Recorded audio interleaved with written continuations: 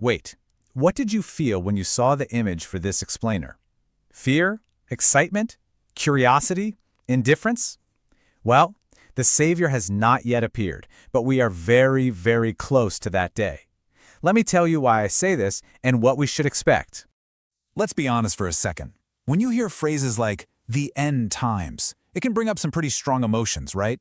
Maybe a little bit of fear of the unknown, maybe excitement for a massive change, or maybe you're just curious about what it all means. And you know what?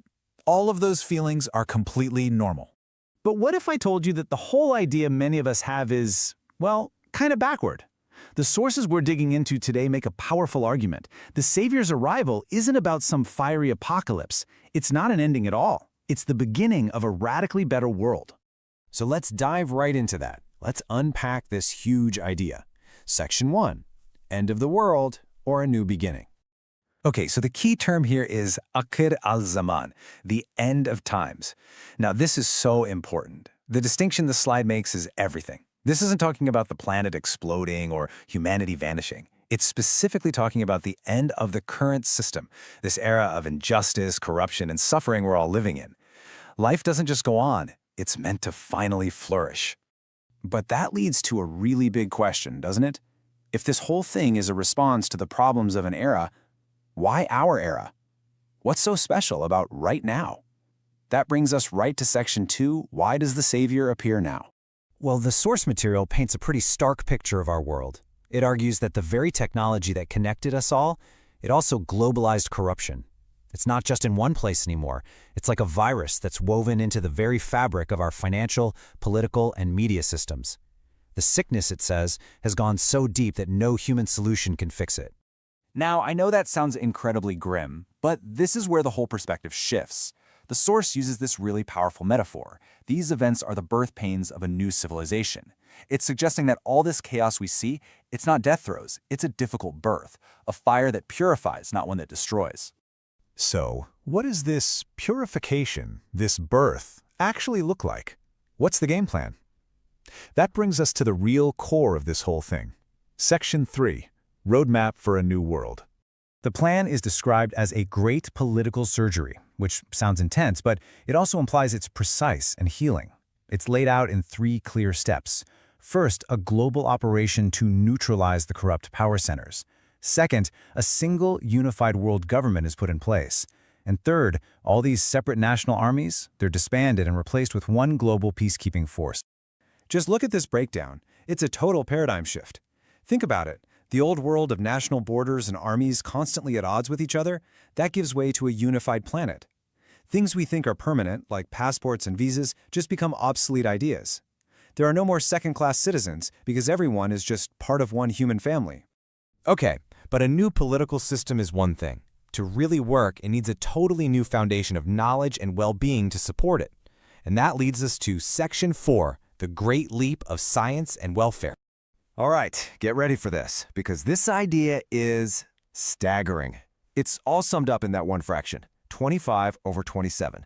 The source claims that all of humanity's scientific knowledge, everything from splitting the atom to gene editing to space travel, all of it, makes up just 2 of the 27 parts of science. The Savior is coming to unlock the other 25. Can you even begin to imagine what that means? So what happens when you unlock all that knowledge? Well, the results are just world-changing. We're talking free, unlimited, clean energy for everyone on the planet. Instant communication that might even be telepathic. Finding the root cause of every disease and curing it, leading to long, perfectly healthy lives. And with that kind of tech, you get the complete eradication of poverty and the total healing and rebuilding of our planet. Now, this all sounds like a perfect utopia, right? A world without any problems.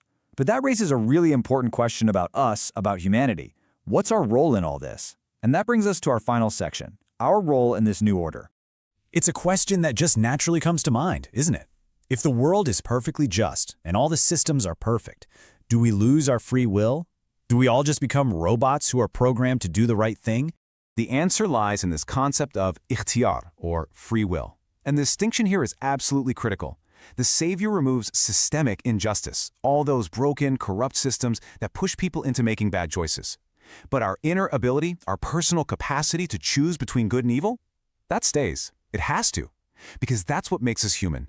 And this point is proven in the most shocking and frankly heartbreaking way you can imagine.